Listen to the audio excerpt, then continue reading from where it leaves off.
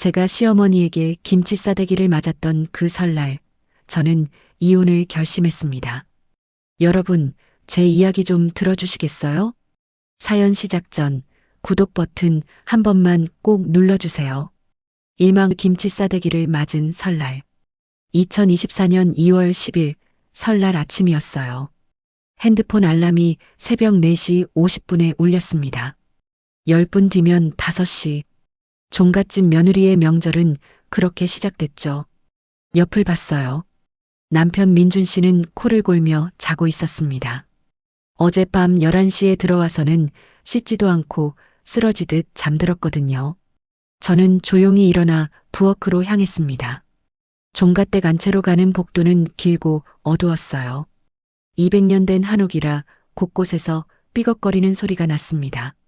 차가운 공기가 목을 찔렀어요. 난방이 안 되는 건 아니었어요. 그냥 이 집이 너무 넓었던 거죠. 본체만 150평이 넘었으니까요. 부엌 불을 켰습니다.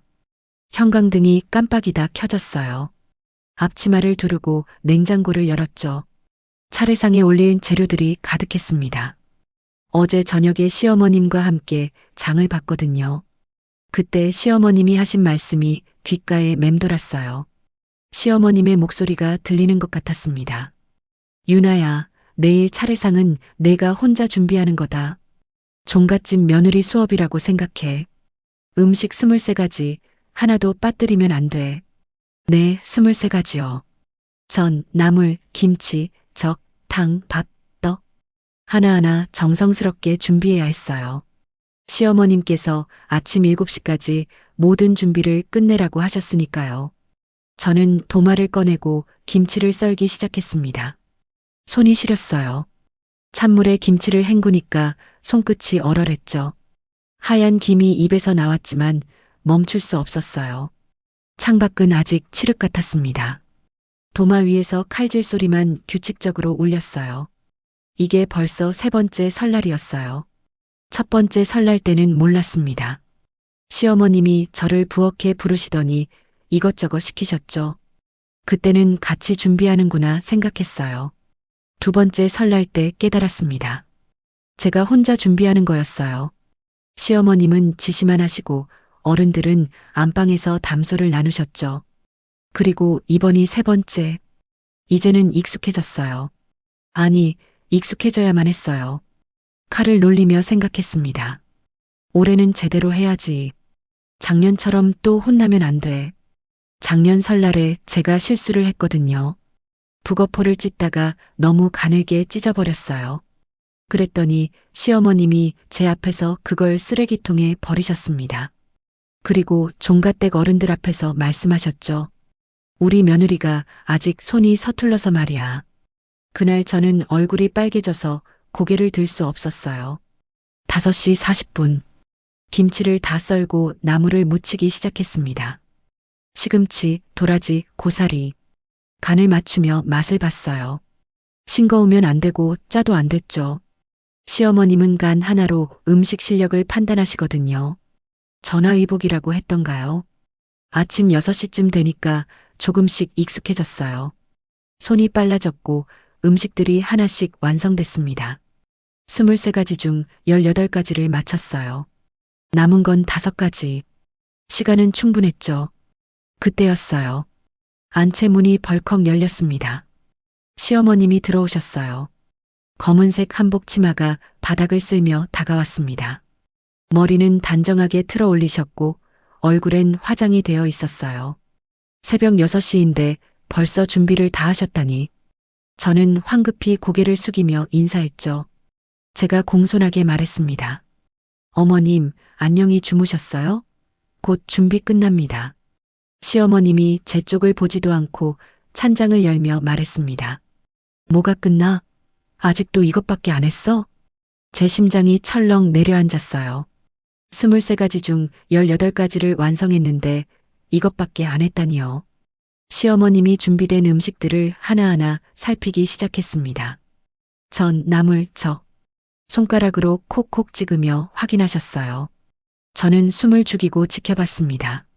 제발 괜찮기를, 제발 실수가 없기를 기도했죠. 시어머님이 도마 앞에 섰습니다. 그리고 도마 위에 놓인 김치를 손가락으로 콕 찍으며 말했습니다. 이게 뭐야? 김치가 이렇게 두껍게 썰어져 있으면 어떡해? 제 머릿속이 하얘졌어요. 두껍다고요? 저는 최대한 얇게 썬 거였는데, 손이 시려서 힘들었지만 정성껏 썬 거였는데, 제가 떨리는 목소리로 대답했습니다. 죄송합니다, 어머님. 다시 썰겠습니다. 시어머님이 비웃듯 말했습니다. 다시 썰어? 시간이 어디 있어? 7시까지 다 끝내야 하는데. 종갓집 며느리가 이 정도도 못해? 저는 아무 말도 할 수 없었어요. 변명하고 싶었지만 입이 떨어지지 않았죠. 시어머님이 한숨을 크게 쉬며 말했습니다. 내가 내 나이 때는 혼자서 30까지도 준비했어. 새벽 3시에 일어나서 말이야. 너는 뭐니? 5시에 일어나서 겨우 이것밖에? 그 순간이었어요. 시어머님이 도마 위 김치 한 조각을 집어들더니 제 얼굴에 그대로 내리쳤습니다. 퍽! 차갑고 매운 김치가 뺨에 부딪혔어요. 빨간 고춧가루가 눈에 들어가 따가웠고 김치 국물이 목을 타고 흘러내렸습니다.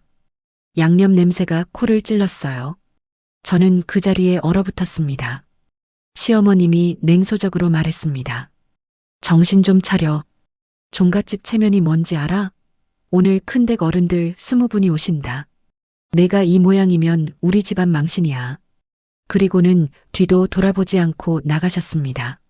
한복 치마가 쓸고 간 자리에 저만 남았어요. 저는 천천히 바닥에 주저앉았습니다. 손이 떨렸어요. 뺨이 화끈거렸고 눈물이 나왔지만 참았습니다. 울 시간도 없었거든요. 7시까지 준비를 끝내야 했으니까요. 김치 국물을 닫고 다시 일어섰어요. 칼을 들고 김치를 다시 썰기 시작했습니다. 이번엔 더 얇게, 더 정성스럽게. 눈물이 뚝뚝 떨어졌지만 손은 멈추지 않았어요. 참자. 조금만 더 참자. 그렇게 스스로를 달랬습니다. 하지만 마음 한구석에선 알고 있었어요. 이건 아니다. 더는 못 참겠다. 그날 오후 저는 더 충격적인 진실을 마주하게 됩니다. 제 남편 강민준이 2년째 회사 후배와 바람을 피우고 있었다는 사실을요. 그리고 그 사실을 알게 된 순간 저는 결심했습니다. 이혼하기로. 이망 3년 전 그 사람을 만났을 때 이 이야기는 3년 전으로 거슬러 올라갑니다. 2021년 4월 저는 서울 강남에 있는 중소광고 회사에서 마케팅팀 대리로 일하고 있었어요. 월급은 320만 원. 원룸 월세 65만 원을 내고 나면 생활비가 빠듯했지만 저는 제 일이 좋았습니다. 29살 결혼 생각은 별로 없었어요. 커리어를 쌓고 싶었거든요. 그런데 운명이라는 게 참 묘하죠. 어느 금요일 저녁이었어요. 회사 근처 이탈리안 레스토랑에서 팀 회식이 있었습니다. 오후 6시 반쯤 도착했는데 옆 테이블에 정장 차림의 남자들이 앉아 있었어요. 그중 한 명이 눈에 들어왔습니다. 키가 180cm쯤 되고 잘 정돈된 헤어스타일에 검은색 정장을 입은 남자. 옆 테이블이었지만 왠지 시선이 자꾸 그쪽으로 갔어요. 그 남자도 저를 몇 번 쳐다봤습니다. 회식이 끝나갈 무렵이었어요. 화장실을 다녀오는 길에 그 남자와 복도에서 마주쳤습니다. 그가 먼저 말을 걸었어요. 남자가 미소 지으며 말했습니다. 안녕하세요. 혹시 명함 한 장 받을 수 있을까요? 저는 당황했지만 뭔가 끌렸어요. 명함을 건넸죠. 그도 명함을 주었습니다. 명함을 보니 S건설 경영기획팀 차장 강민준이라고 적혀 있었어요. S건설이라면 국내 10대 건설사 중 하나였죠.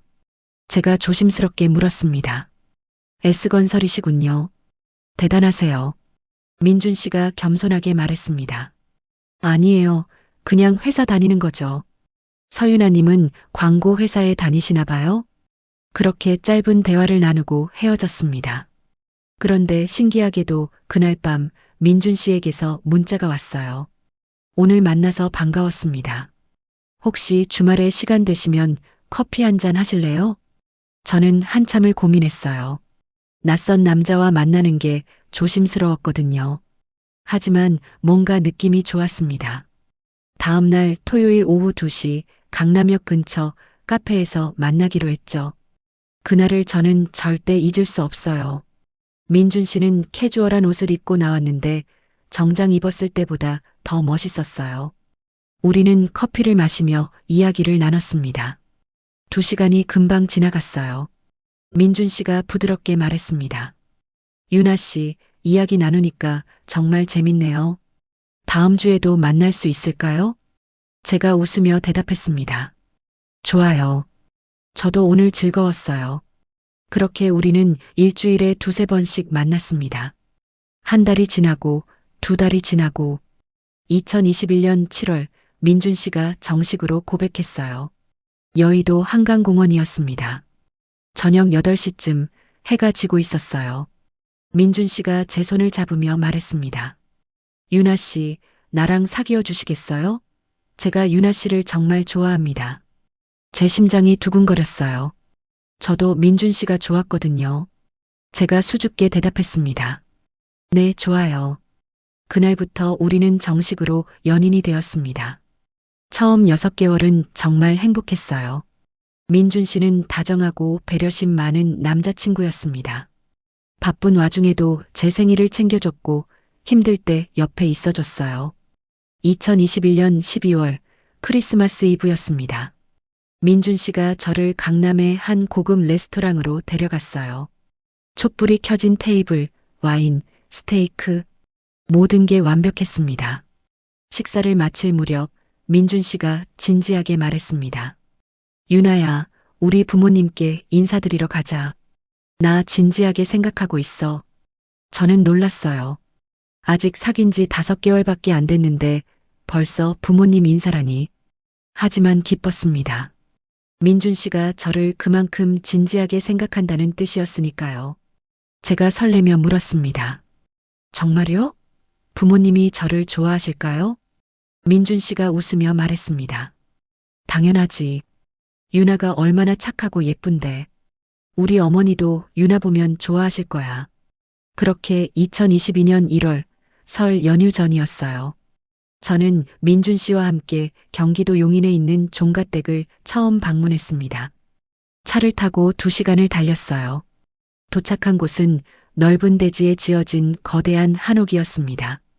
대문에 새거 강씨종택이라는 현판이 걸려 있었어요. 민준 씨가 차에서 내리며 말했습니다.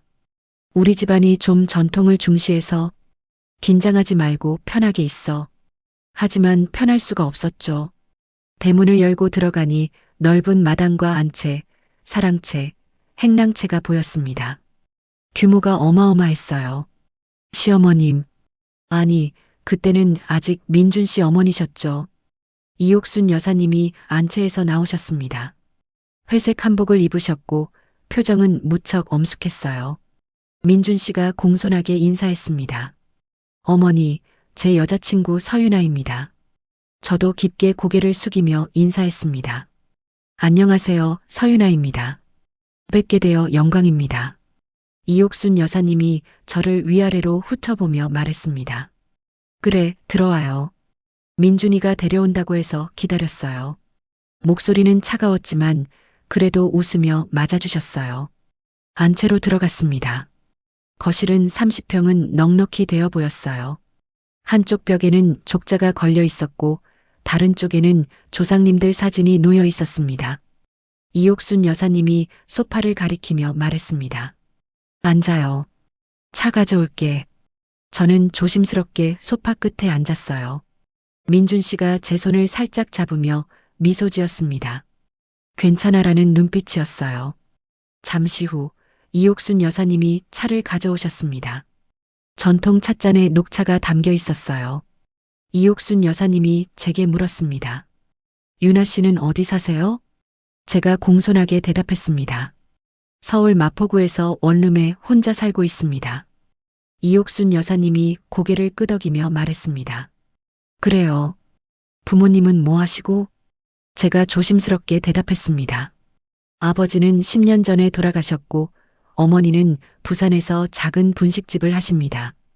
순간 이옥순 여사님의 표정이 미묘하게 변했어요. 뭐라 설명하기 어려운 표정이었습니다. 실망? 아니면 우려? 이옥순 여사님이 차를 한 모금 마시며 말했습니다. 그렇군요. 유나 씨는 무슨 일 하세요? 제가 대답했습니다.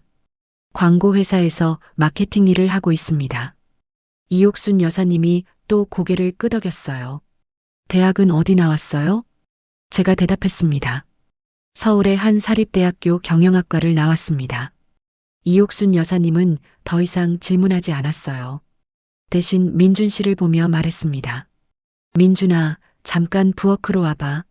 민준 씨가 일어나며 제게 눈짓했습니다. 잠깐만 기다려라는 뜻이었죠. 두 분이 부엌으로 들어가셨어요. 저는 거실에 혼자 남았습니다. 부엌 문은 닫혀 있었지만 목소리가 새어나왔어요. 제가 들으려고 한 건 아니었어요. 하지만 들렸습니다. 이옥순 여사님의 목소리가 들렸습니다. 민준아, 저 애가 우리 집안 며느리감이 되겠어?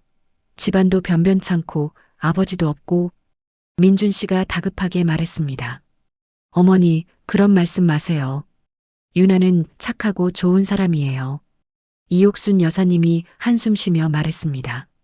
착하다고 다야? 우리는 종갓집이야. 전통과 체면을 중시하는 집안이라고. 며느리도 그에 맞는 사람이어야지. 민준 씨가 단호하게 말했습니다. 어머니, 저 유나 아니면 결혼 안 할 거예요. 잠시 침묵이 흘렀어요. 이옥순 여사님이 깊은 한숨을 쉬며 말했습니다. 알았어. 내가 그렇게까지 말한다면 어쩔 수 없지. 하지만 유나 씨한테 확실히 말해둬야겠어. 우리 집안 며느리가 된다는 게 어떤 건지. 제 가슴이 철렁 내려앉았어요. 처음부터 환영받지 못한다는 게 느껴졌습니다. 잠시 후 두 분이 다시 나오셨어요. 민준 씨는 미안하다는 표정이었고 이옥순 여사님은 무표정했습니다. 이옥순 여사님이 제게 말했습니다. 유나 씨, 민준이가 유나 씨를 많이 좋아하는 것 같네요. 하지만 우리 집안은 좀 특별해요. 종갓집이라 며느리에게 요구하는 것도 많고요. 그거 감당할 수 있겠어요? 제가 고개를 끄덕이며 대답했습니다. 네, 최선을 다하겠습니다. 이옥순 여사님이 의미심장하게 말했습니다. 최선을 다한다고 다 되는 건 아니에요. 배워야 할 것도 많고 지켜야 할 것도 많아요. 종갓집 며느리는 그런 거예요. 그 순간 저는 알아야 했어요. 이 집에서의 삶이 결코 쉽지 않을 거라는 걸. 하지만 사랑에 빠진 여자는 눈이 멀잖아요. 저는 민준 씨만 보였습니다. 사랑하면 다 괜찮을 거야. 시어머님도 나중엔 마음을 열어주시겠지. 그렇게 스스로를 위로했어요. 그날 저녁 집으로 돌아가는 차 안에서 민준 씨가 말했습니다. 유나야, 미안해. 우리 어머니가 좀 엄격하셔서. 제가 손을 잡으며 말했습니다. 괜찮아요. 이해해요. 제가 잘할게요. 민준 씨가 제 손을 꼭 쥐며 말했습니다. 고마워, 유나야. 내가 지켜줄게. 걱정하지 마. 그때는 정말로 믿었어요. 민준 씨가 저를 지켜줄 거라고. 우리 사랑이면 모든 걸 이겨낼 수 있다고. 하지만 그건 큰 착각이었습니다. 산망 결혼, 그리고 지옥의 시작. 2022년 5월 14일, 저는 강민준과 결혼했습니다. 결혼식은 서울 강남의 한 특급 호텔에서 열렸어요. 하객이 350명이나 왔습니다. 대부분 신랑 측 친척과 지인들이었죠. 저쪽 하객은 300명, 제 쪽은 50명. 부산에서 올라온 어머니와 친구들, 회사 동료들이 전부였어요. 결혼식장에 들어서는 순간 저는 압도당했습니다. 화려한 샹들리에 거대한 꽃장식, 턱시도를 입은 신랑. 모든 게 꿈만 같았어요. 민준 씨가 제 손을 잡으며 속삭였습니다. 유나야, 이제 우리 평생 함께야. 사랑해. 제가 행복하게 대답했습니다. 나도 사랑해요. 그날만큼은 정말 행복했어요. 신혼여행은 유럽으로 2주간 다녀왔습니다. 프랑스, 이탈리아, 스위스. 민준 씨는 최고급 호텔만 예약했고 미슐랭 레스토랑에서 식사했어요. 저는 이런 호화로운 여행이 처음이었습니다. 파리의 에펠탑 앞에서 민준 씨가 말했습니다. 유나야, 앞으로 매년 이렇게 여행 다니자. 우리 행복하게 살자. 저는 그 말을 믿었어요. 정말로 행복한 결혼 생활이 펼쳐질 거라고. 하지만 현실은 달랐습니다. 신혼여행에서 돌아온 다음 날 시어머님께서 전화를 하셨어요. 이옥순 여사님이 차갑게 말했습니다. 유나야, 내일 점심 먹으러 종갓댁으로 와. 며느리 교육 시작해야지. 며느리 교육이라니. 저는 긴장했지만 시어머니와 친해질 기회겠구나 생각했어요. 다음 날 정오, 저는 종갓댁을 찾아갔습니다. 민준 씨는 회사에 출근했고 저 혼자였어요. 이옥순 여사님이 안채에서 저를 맞았습니다. 들어와. 밥 먹기 전에 집안 규칙부터 알려줄게. 저는 거실 소파에 앉았어요. 이옥순 여사님이 제 앞에 서서 말했습니다. 우리 집은 종갓집이야. 대대로 내려오는 전통과 격식이 있어. 며느리도 그걸 따라야 해. 제가 공손하게 대답했습니다. 네, 어머님. 열심히 배우겠습니다. 이옥순 여사님이 손가락을 하나씩 펴며 말했습니다. 첫째, 명절 때는 새벽 4시에 일어나서 차례상 준비. 둘째, 제사는 1년에 5번. 제사상도 내가 준비하는 거야. 셋째, 어른들 생신 때는 무조건 참석. 넷째, 시댁 어른들한테는 항상 존댓말, 고개 숙여 인사. 저는 고개를 끄덕이며 들었어요. 아직은 괜찮았습니다. 충분히 할 수 있을 것 같았거든요. 이옥순 여사님이 계속 말했습니다. 다섯째, 종갓집 며느리는 집안일을 완벽하게 해야 해. 청소, 빨래, 요리. 여섯째, 바깥일은 되도록 안 하는 게 좋아. 집안을 돌보는 게 우선이니까. 그 순간 제 머릿속에 경보가 울렸어요. 바깥일을 안 한다고요? 그럼 제 직장은요? 제가 조심스럽게 물었습니다. 어머님, 그럼 제 직장은 어떻게 하나요? 저 광고 회사 다니잖아요. 이옥순 여사님이 단호하게 말했습니다. 그만둬야지. 종갓집 며느리가 무슨 직장을 다녀? 집안 살림이 직업이야. 제 심장이 철렁 내려앉았어요. 직장을 그만두라고요? 제가 그렇게 열심히 쌓아온 커리어를요? 제가 떨리는 목소리로 말했습니다. 어머님, 저는 제 일을 정말 좋아하는데 계속 다니면 안 될까요? 이옥순 여사님이 차갑게 쏘아보며 말했습니다. 안 돼. 우리 집안 며느리들은 다 그렇게 살았어. 내가 특별할 수 없어. 저는 할 말을 잃었어요. 그날 저녁 민준 씨에게 이 이야기를 했습니다. 제가 절박하게 말했습니다. 민준 씨, 어머님이 제가 회사 그만두래요. 어떡해요? 민준 씨가 난처한 표정으로 말했습니다. 유나야, 우리 어머니 성격 알잖아. 한번 정하신 건 안 바뀌셔. 그냥 어머니 뜻을 따르는 게 어때? 나한테 집중하고. 제가 믿을 수 없다는 표정으로 물었습니다. 그럼 제 꿈은요? 제가 하고 싶은 일은요? 민준 씨가 제 손을 잡으며 말했습니다.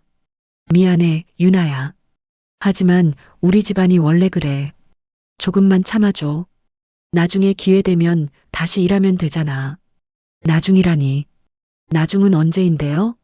하지만 저는 결국 회사를 그만뒀습니다.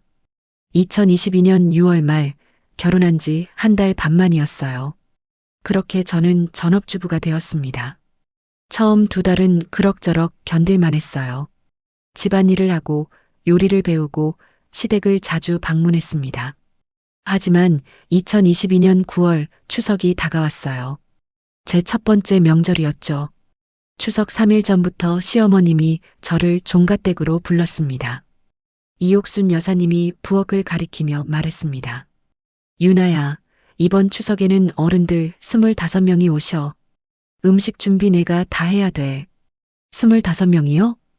혼자서요? 제가 놀라 물었습니다. 어머님, 혼자서 25명분을 다 준비하나요? 이옥순 여사님이 당연하다는 듯 말했습니다. 그럼 종갓집 며느리는 다 그렇게 해. 나도 예전에 혼자 했어. 추석 전날인 9월 9일 저는 새벽 4시에 일어나 종갓댁으로 갔습니다. 민준 씨는 집에서 자고 있었어요. 부엌은 어두웠고 냉장고에는 재료가 가득했습니다. 전, 나물, 잡채, 갈비찜, 갈비탕, 동그랑땡, 김치, 각종 과일. 준비해야 할 음식이 30가지가 넘었어요. 저는 앞치마를 두르고 칼을 들었습니다. 오전 5시부터 밤 11시까지 18시간을 쉬지 않고 일했어요.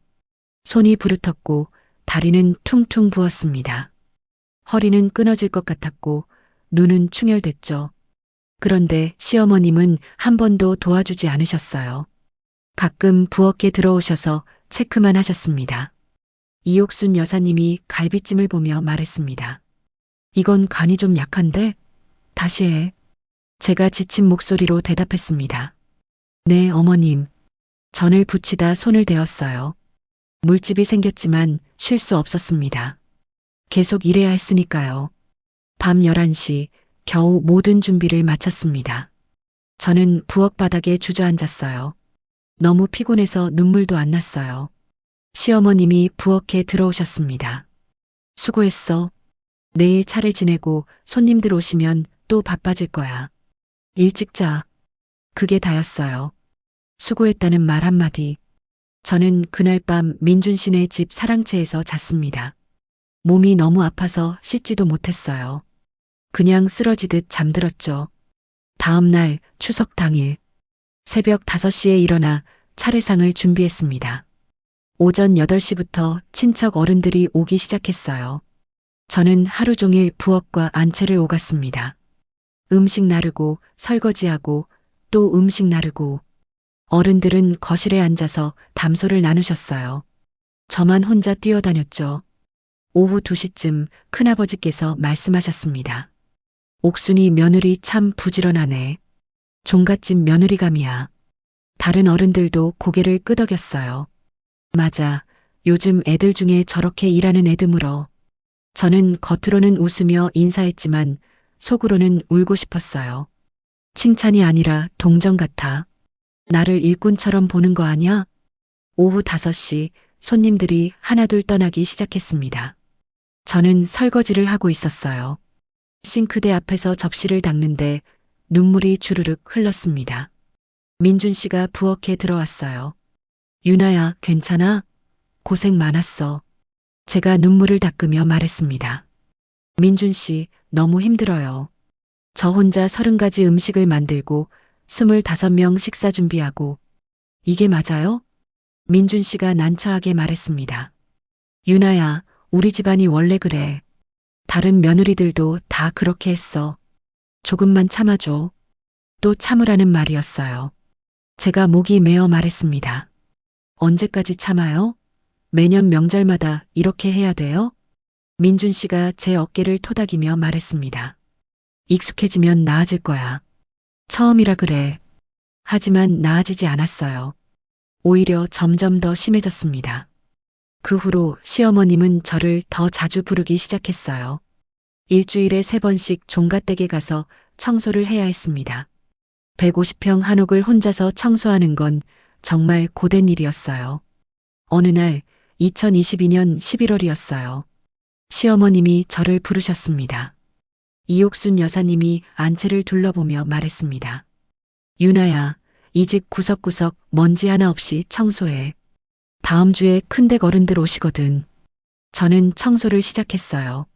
오전 9시부터 오후 6시까지 9시간. 걸레질, 유리창 닦기, 마루 광내기, 화장실 청소. 저녁 6시쯤 겨우 끝났습니다. 저는 땀범벅이 되어 있었어요. 시어머님이 집을 한 바퀴 돌아보시더니 말했습니다. 여기 구석에 먼지 남았네. 다시 해. 제가 지친 목소리로 대답했습니다. 어머님, 제가 9시간 동안. 시어머님이 차갑게 말을 끊었습니다. 변명하지 마. 제대로 안 했으면 다시 하는 거야. 종갓집 며느리는 완벽해야 돼. 저는 다시 걸레를 들었어요. 눈물이 났지만 참았습니다. 그날 밤 집에 돌아왔을 때 민준 씨는 소파에 앉아 TV를 보고 있었어요. 제가 쓰러지듯 소파에 앉으며 말했습니다. 민준 씨, 오늘 9시간 동안 청소했어요. 그런데 어머님이 다시 하래요. 너무 힘들어요. 민준 씨가 TV를 보며 대충 대답했습니다. 어머니가 깔끔하신 거 알잖아. 좀만 더 신경 써서 하면 되지. 제가 믿을 수 없다는 표정으로 물었습니다. 그럼 당신은요? 당신은 왜 안 도와줘요? 당신 집이잖아요. 민준 씨가 짜증 섞인 목소리로 말했습니다. 유나야, 나 회사 일로 바빠 죽겠어. 집안일은 내가 하는 거잖아. 저는 할 말을 잃었어요. 결혼 전에 약속했던 지켜주겠다는 말은 어디로 갔을까요? 그날 밤 저는 혼자 울었습니다. 침대에 누워서 이불을 뒤집어 쓰고 소리 없이 이게 결혼 생활이구나. 이게 종갓집 며느리구나. 그렇게 6개월이 지났습니다. 2022년이 가고 2023년이 왔어요. 그리고 또 설날이 다가왔습니다. 일막에서 말씀드린 김치 싸대기를 맞았던 그 설날 말이에요. 하지만 김치 싸대기는 시작에 불과했어요. 그날 오후 저는 제 인생에서 가장 충격적인 진실을 마주하게 되니까요. 사망 의심의 시작과 증거 수집. 김치 싸대기를 맞은 그날 오후 저는 제 인생이 완전히 무너지는 걸 느꼈습니다. 2024년 2월 10일 설날 오후 2시 저는 겨우 차례상을 다 치웠어요. 온몸이 쑤시고 뺨은 아직도 화끈거렸지만 쉴 수 없었습니다. 친척 어른들이 거실에 모여 계셨거든요. 저는 부엌에서 설거지를 하고 있었어요. 그때 민준 씨 핸드폰이 식탁 위에서 울렸습니다. 민준 씨는 화장실에 간 상태였고 저는 무심코 핸드폰을 봤어요. 화면에 카톡 알림이 떠 있었습니다. 수진 오빠, 나 오늘 너무 보고 싶어. 언제 만나? 제 심장이 멎는 것 같았어요. 수진? 하트 이모티콘? 오빠? 손이 떨렸습니다. 저는 황급히 핸드폰을 원래 자리에 놓았어요. 잠시 후 민준 씨가 돌아왔습니다. 민준 씨가 핸드폰을 집어들며 말했습니다. 아, 회사에서 연락 왔네. 잠깐 전화 좀 받고 올게. 그리고 밖으로 나갔어요. 저는 그 자리에 서서 멍하니 있었습니다. 회사? 설날인데 회사에서 연락이 와? 게다가 수진이라는 이름. 하트 이모티콘. 의심이 스멀스멀 올라왔어요. 저녁이 되어 집으로 돌아왔습니다. 민준 씨는 소파에 앉아 핸드폰만 들여다보고 있었어요. 계속 웃으면서요. 제가 조심스럽게 물었습니다. 민준 씨, 누구랑 문자예요? 민준 씨가 화들짝 놀라며 핸드폰을 뒤집었습니다. 아, 아무것도 아니야. 회사 동료. 그 순간 확신했어요. 뭔가 숨기고 있다는 걸. 그날 밤부터 저는 민준 씨를 관찰하기 시작했습니다. 민준 씨는 핸드폰을 항상 들고 다녔어요. 화장실 갈 때도 샤워할 때도. 예전엔 그러지 않았는데. 그리고 늦게 들어오는 날이 많아졌습니다. 일주일에 4번, 5번. 밤 11시, 12시에 들어왔어요. 2024년 2월 20일 밤 11시 반. 민준 씨가 집에 들어왔습니다. 옷에서 향수 냄새가 났어요. 제가 선물한 향수가 아니었죠. 제가 조심스럽게 물었습니다. 민준 씨, 요즘 왜 이렇게 늦게 들어와요? 민준 씨가 짜증 섞인 목소리로 대답했습니다. 회사 일이 많아서 그래. 왜 자꾸 물어봐? 제가 떨리는 목소리로 말했습니다. 그냥 걱정돼서요. 당신 몸 상할까봐. 민준 씨가 소파에 앉으며 말했습니다. 괜찮아. 나 알아서 해. 너무 신경 쓰지 마. 그리고는 핸드폰만 보기 시작했어요. 저는 침실로 들어가 혼자 울었습니다. 내가 예민한 걸까? 아니면 정말 뭔가 있는 걸까? 다음 날 2월 21일 저는 결심했어요. 진실을 알아야겠다고 인터넷을 검색했습니다. 남편 외도 증거, 사설 탐정 비용, CCTV 증거 수집, 수많은 글들이 올라와 있었어요. 그중 한 게시글이 눈에 띄었습니다. 김철수 사설 탐정 사무소 불륜 증거 수집 전문. 저는 떨리는 손으로 전화번호를 눌렀어요. 통화 연결음이 울렸습니다. 남자 목소리가 들렸습니다. 김철수 탐정 사무소입니다. 제가 떨리는 목소리로 말했습니다. 남편 외도를 의심하고 있는데요. 증거 수집이 가능할까요? 김철수 탐정이 차분하게 말했습니다. 네, 가능합니다. 일단 사무실로 오셔서 상담 받으시죠. 언제 시간 되세요? 다음 날 오전 10시 저는 강남에 있는 탐정 사무소를 찾아갔습니다. 작은 건물 3층에 위치한 사무실이었어요. 문을 열고 들어가니 40대 후반으로 보이는 남자가 앉아 있었습니다. 김철수 탐정이 일어나며 말했습니다. 안녕하세요. 앉으세요. 저는 소파에 앉았어요. 손이 떨렸습니다. 김철수 탐정이 노트를 꺼내며 물었습니다. 남편분 성함이 어떻게 되세요? 제가 대답했습니다. 강민준이요. 35살 S건설 이사로 근무하고 있어요. 김철수 탐정이 적으며 말했습니다. 언제부터 의심하셨어요? 저는 지난 몇 주간의 일들을 설명했어요. 늦은 귀가, 핸드폰 숨기기, 카톡 알림의 수진. 김철수 탐정이 고개를 끄덕이며 말했습니다. 전형적인 외도 패턴이네요. 증거를 확보하려면 미행과 CCTV 확인이 필요합니다. 비용은 일주일에 350만 원입니다. 350만 원. 적은 돈이 아니었어요. 하지만 진실을 알아야 했습니다. 제가 단호하게 말했습니다. 해주세요. 제가 모은 돈이 있어요.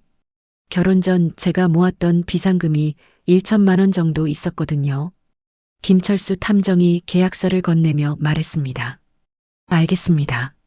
일주일 동안 남편분을 미행하고 증거 자료를 수집하겠습니다.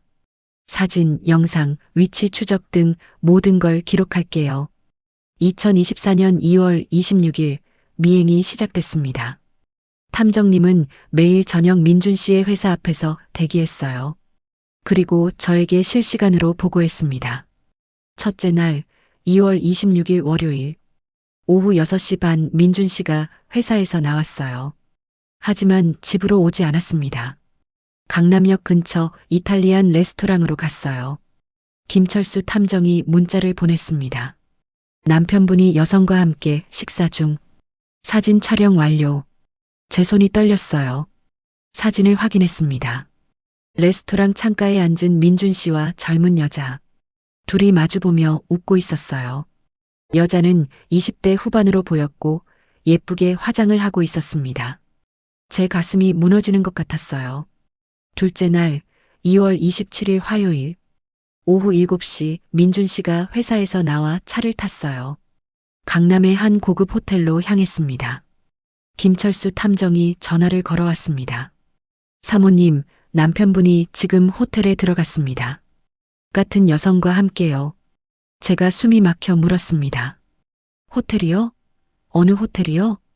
김철수 탐정이 대답했습니다. 강남의 파크 호텔입니다. 로비 CCTV에 두 사람이 함께 들어가는 모습이 찍혔어요. 저는 그 자리에 주저앉았어요. 호텔이라니. 정말 바람을 피우고 있었던 거예요. 김철수 탐정이 조심스럽게 말했습니다. 사모님, 진정하세요. 증거를 더 확보해야 합니다. 이혼 소송에서 유리하려면 확실한 증거가 필요해요. 제가 눈물을 참으며 말했습니다. 네. 계속해 주세요. 셋째 날 2월 28일 수요일 오후 8시 민준 씨는 또 그 여자와 만났어요. 이번엔 한강공원이었습니다. 김철수 탐정이 사진을 보냈어요.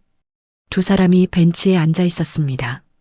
민준 씨가 여자의 어깨에 팔을 두르고 있었어요. 제 눈에서 눈물이 주르륵 흘렀습니다. 넷째 날 2월 29일 목요일 김철수 탐정이 중요한 정보를 알아냈어요. 김철수 탐정이 전화로 말했습니다. 사모님, 상간녀의 신원을 확인했습니다. 이름은 박수진, 28세. S건설 비서실 과장이에요. 남편분과 같은 회사 다닙니다. 같은 회사, 비서실. 그러니까 민준 씨 부서 바로 옆이었던 거죠. 제가 떨리는 목소리로 물었습니다. 얼마나 오래 만났을까요? 김철수 탐정이 대답했습니다.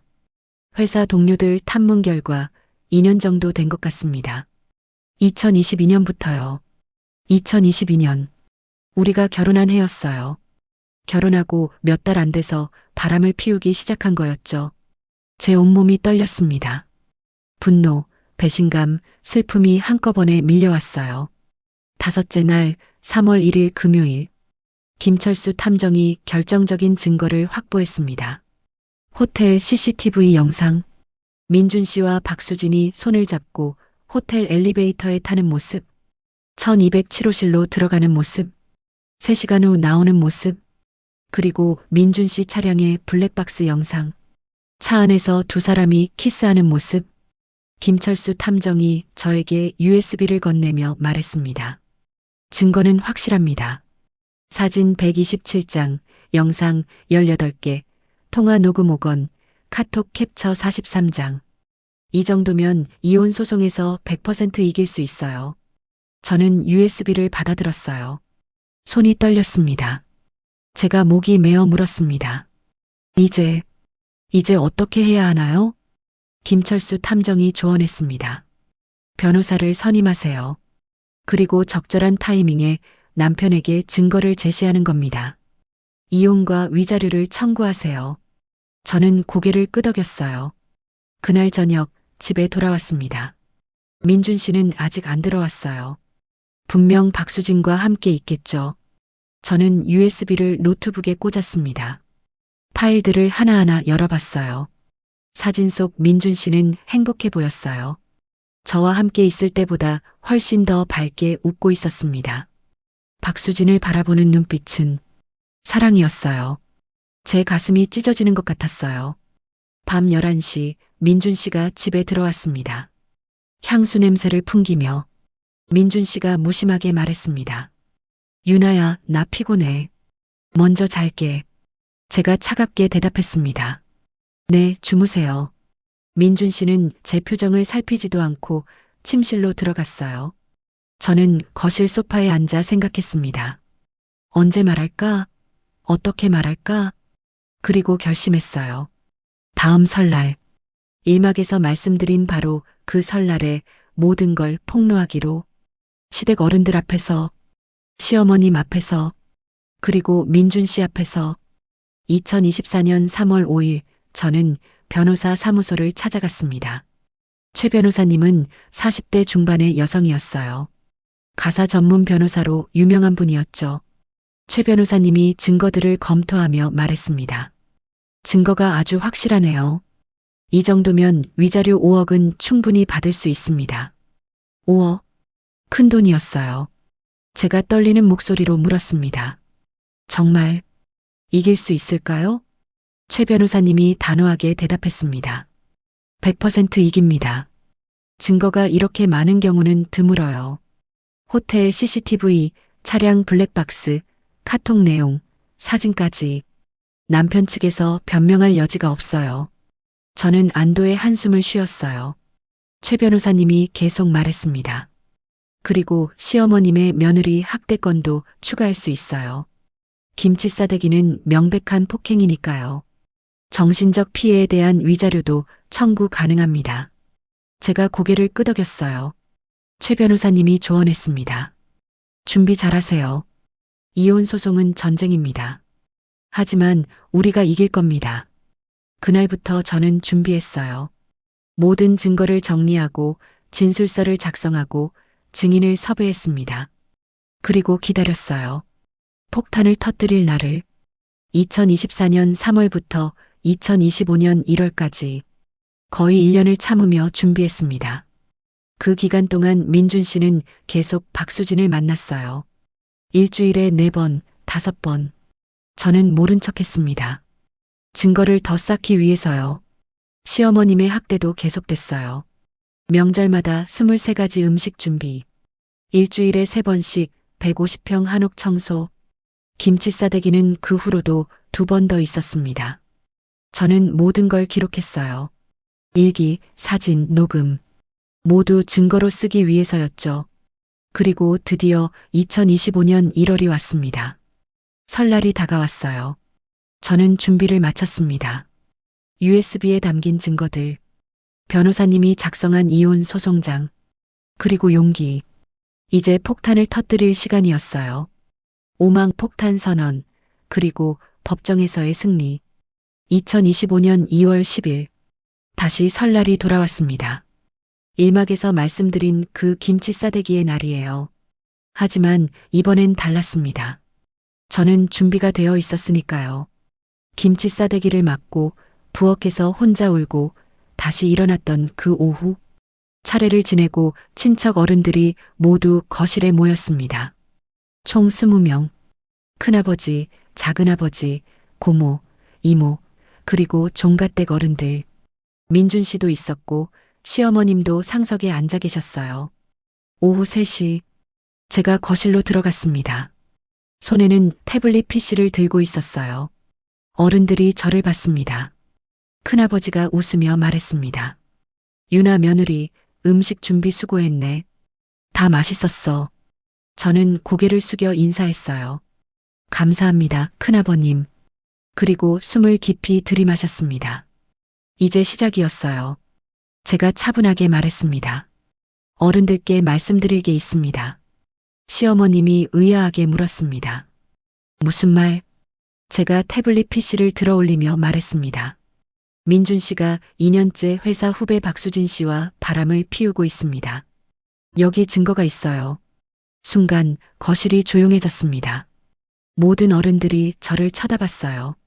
민준 씨가 벌떡 일어나며 소리쳤습니다. 유나야, 너 지금 뭐 하는 거야? 저는 민준 씨를 똑바로 쳐다보며 말했습니다. 사실을 말하는 거예요. 당신이 2년 동안 저를 속인 것처럼 이제 진실을 밝히는 거죠. 시어머님이 얼굴이 새하얗게 질리며 말했습니다. 유나야, 지금 무슨 소리를 하는 거야?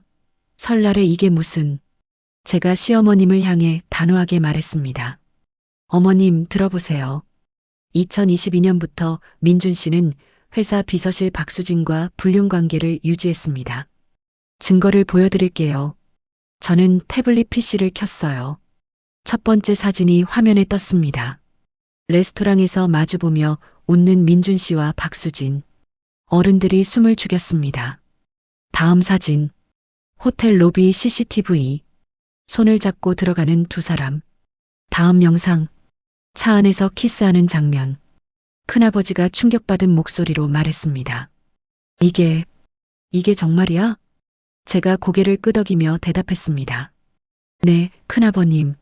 사설 탐정을 고용해서 확보한 증거입니다. 사진 127장, 영상 18개, 카톡 캡처 43장이 있어요. 민준 씨가 다급하게 말했습니다. 유나야, 이건 오해야. 수진이는 그냥 회사 동료일 뿐이야. 제가 차갑게 웃으며 말했습니다. 동료요? 그럼 이건 뭐죠? 카톡 캡처를 보여줬어요. 민준 오빠 자기야, 어제 너무 좋았어. 사랑해. 수진 나도 사랑해, 오빠. 빨리 이혼하고 우리 결혼하자. 거실이 술렁였습니다. 시어머님이 벌떡 일어나며 소리쳤습니다. 민준아, 이게 정말이야. 내가 정말 바람을 폈어. 민준 씨가 고개를 숙였어요. 대답하지 못했습니다. 작은아버지가 분노에 찬 목소리로 말했습니다. 이게 무슨 짓이야? 종갓집 장남이 바람을 피우다니. 집안 망신이야. 시어머님이 민준 씨에게 다가가 뺨을 때렸습니다. 탁! 너 이 자식아. 종갓집 체면이 뭔 줄 알아? 저는 그 광경을 조용히 지켜봤어요. 그리고 계속 말했습니다. 그리고 한 가지 더 말씀드릴게요. 지난 3년간 저는 시어머님께 지속적으로 학대를 받았습니다. 시어머님이 저를 노려보며 말했습니다. 뭐? 학대? 내가 언제 너를 학대했어? 제가 또 다른 파일을 열었어요. 증거가 있습니다. 오늘 아침 김치 싸대기 맞은 것, 작년 추석 18시간 노동, 일주일에 3번씩 150평 청소 강의. 모두 기록했어요. 사진들이 화면에 떴습니다. 뺨에 빨간 자국, 물집 생긴 손, 부은 다리, 녹음 파일도 재생했어요. 시어머님의 목소리가 들렸습니다. 종갓집 며느리가 이 정도도 못해? 내가 감히 나한테 이런 식으로 나오는 거야? 어른들의 표정이 굳었습니다. 고모가 시어머님을 보며 말했습니다. 옳게, 이건 너무 심한 거 아니야? 시어머님이 변명했습니다. 나는 종갓집 전통을 가르친 것뿐이야. 제가 차갑게 말했습니다. 전통이요? 폭행과 학대가 전통인가요? 어머님, 이건 범죄예요. 그리고 마지막 폭탄을 던졌습니다. 저는 오늘부로 강민준과 이혼합니다. 그리고 위자료 5억 원을 청구했어요. 변호사를 통해 이미 소송을 제기했습니다. 민준 씨가 얼굴이 새하얗게 질리며 말했습니다. 5억? 유나야, 제정신이야? 제가 단호하게 대답했습니다. 네, 정신 멀쩡해요. 변호사님이 말씀하시길 이 증거로는 100% 이긴대요. 시어머님이 주저앉으며 말했습니다. 안 돼. 안 돼. 우리 집안이 망하겠어. 제가 시어머님을 내려다보며 말했습니다. 어머님, 제가 지난 3년간 참고 견딘 거 아세요? 김치 싸대기 맞으면서도 18시간씩 일하면서도 남편이 바람 피우는 걸 알면서도 참았어요. 증거를 모으기 위해서요. 이제 끝이에요. 그리고 어른들을 향해 말했습니다. 어른들께서는 증인이 되어주세요. 제가 오늘 이 자리에서 이혼을 선언했다는 거요. 큰아버지가 한숨을 쉬며 말했습니다. 유나 며느리, 이해한다. 민준이가 잘못했어. 우리가 증인이 되어주지. 저는 고개를 숙여 인사했어요. 감사합니다. 그리고 거실을 나왔습니다. 뒤에서 시어머님이 우는 소리가 들렸어요. 민준 씨가 변명하는 소리도. 하지만 저는 뒤돌아보지 않았습니다. 2025년 2월 15일. 이혼 조정 첫날이었어요. 서울가정법원 조정실. 저와 최 변호사님, 그리고 반대편에 민준 씨와 그의 변호사가 앉았습니다. 조정위원이 말했습니다. 양측 입장을 들어보겠습니다. 원고 측부터 말씀하세요. 최 변호사님이 서류를 펼치며 말했습니다. 피고 강민준은 2022년부터 2025년까지 약 3년간 박수진과 불륜관계를 유지했습니다. 증거로 CCTV 영상, 사진 127장, 카톡 캡처 43장을 제출합니다. 민준 측 변호사가 말했습니다. 하지만 원고도 결혼 생활에 소홀했습니다. 최 변호사님이 반박했습니다. 소홀? 원고는 시댁의 과도한 요구를 모두 들어주며 헌신했습니다. 오히려 피고와 시어머니의 학대를 받았죠. 조정은 평행선을 달렸어요. 민준 측은 위자료를 줄이려 했고 저는 한 푼도 양보하지 않았습니다. 결국 조정은 결렬됐어요. 정식 재판으로 가기로 했습니다. 2025년 4월 23일 첫 재판 날이었어요. 법정에 들어섰습니다. 판사님이 앉으시고 양측 변호사가 변론을 시작했어요.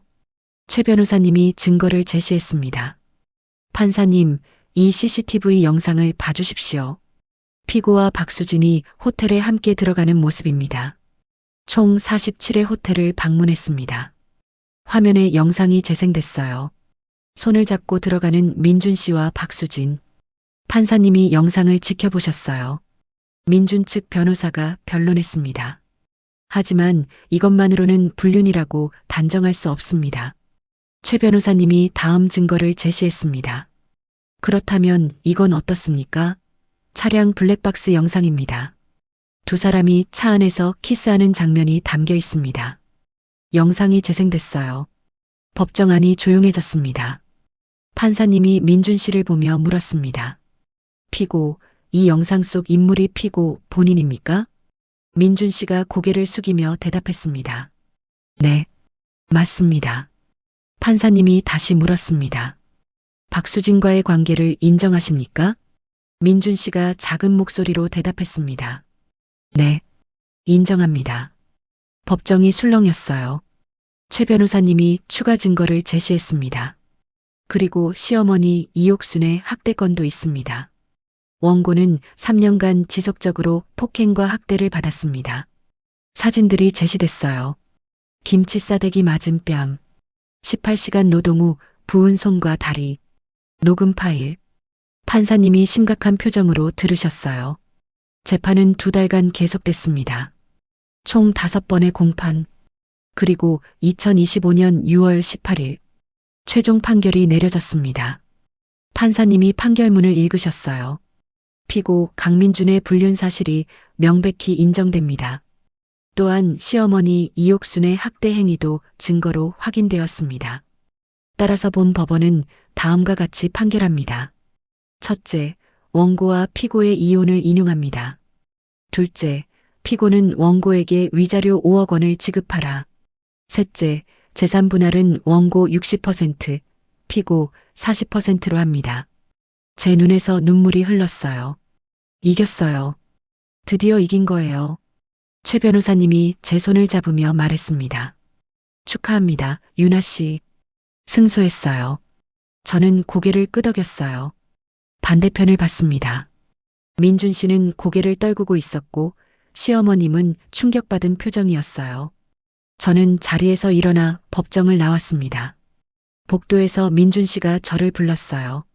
민준 씨가 다가오며 말했습니다. 윤아야, 미안해. 정말 미안해.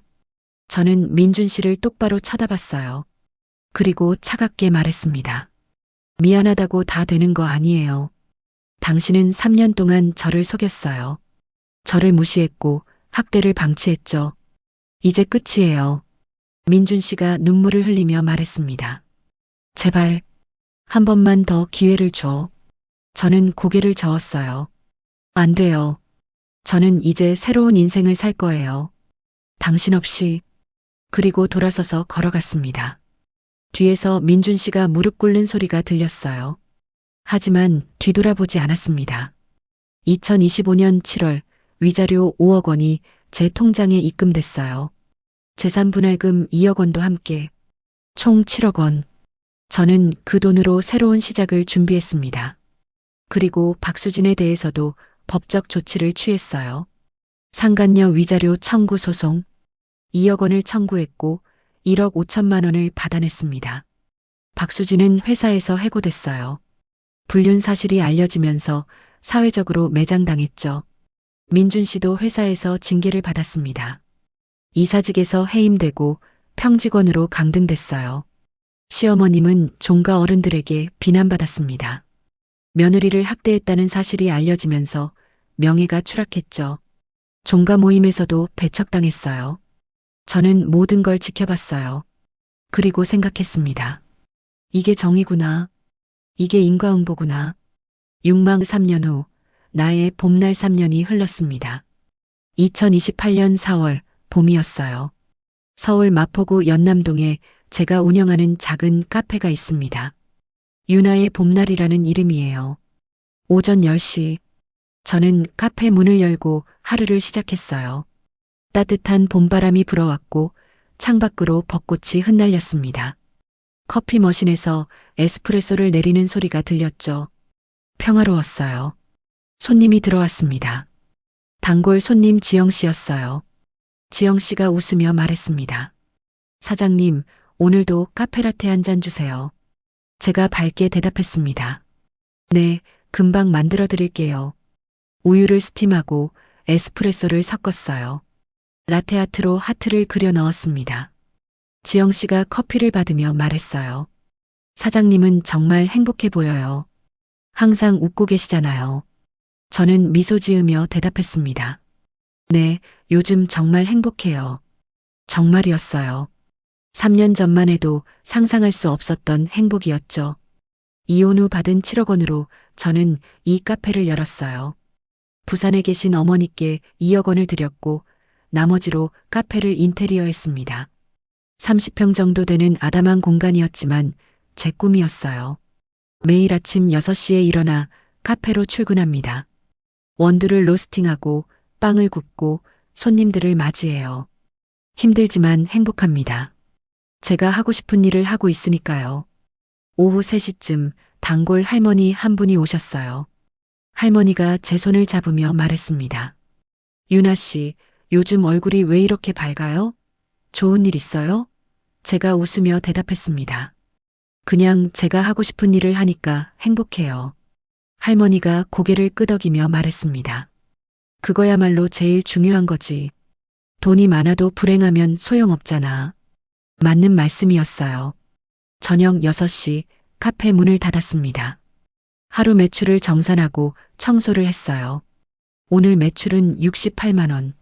적은 돈은 아니었지만 큰 돈도 아니었죠. 하지만 괜찮았어요. 이게 제 돈이니까.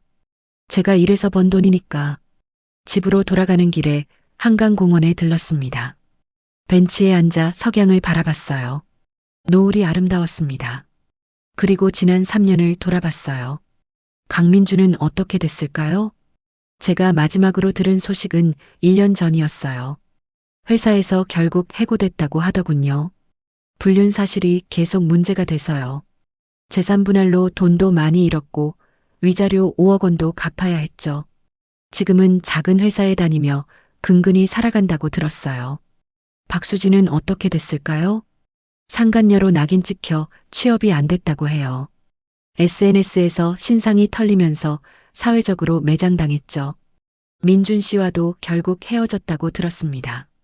서로 원망만 하다가 끝났다나요. 시어머님 이옥순 여사는 어떻게 됐을까요? 종가 어른들에게 완전히 배척당했어요. 며느리를 학대했다는 사실이 알려지면서요.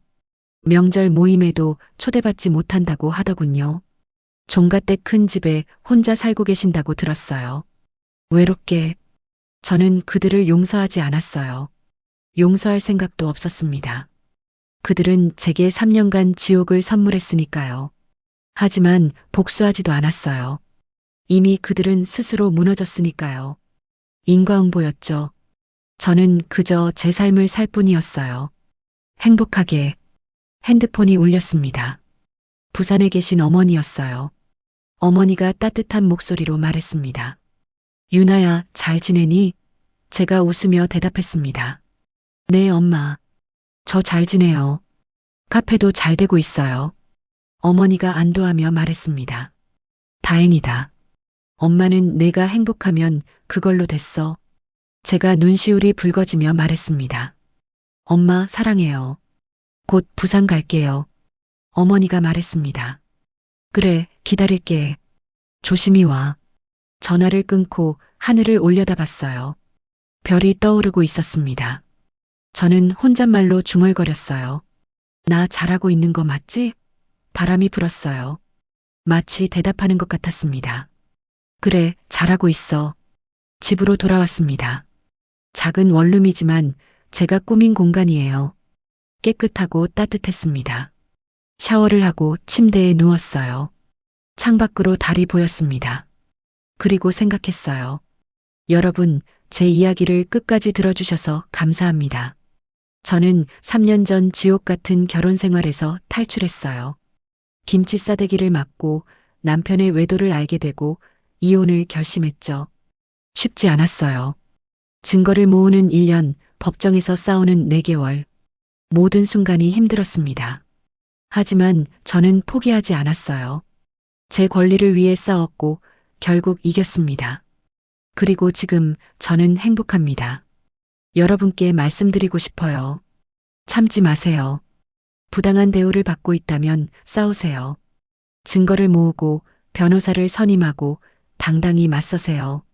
용서는 당신의 선택이에요. 하지만 정의는 반드시 실현되어야 합니다. 저는 악역들을 용서하지 않았어요. 하지만 복수하지도 않았습니다. 그들은 스스로 무너졌으니까요. 여러분도 용기를 내세요.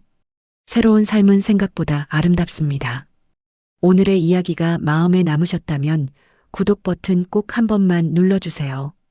그리고 댓글로 함께 마음을 나눠주세요. 여러분의 작은 응원이 다음 이야기를 이어가는 큰 힘이 됩니다. 끝까지 시청해 주셔서 감사합니다. 저는 내일도 카페 문을 열 거예요. 따뜻한 커피를 내리고 손님들을 맞이하고 제 삶을 살아갈 거예요. 행복하게.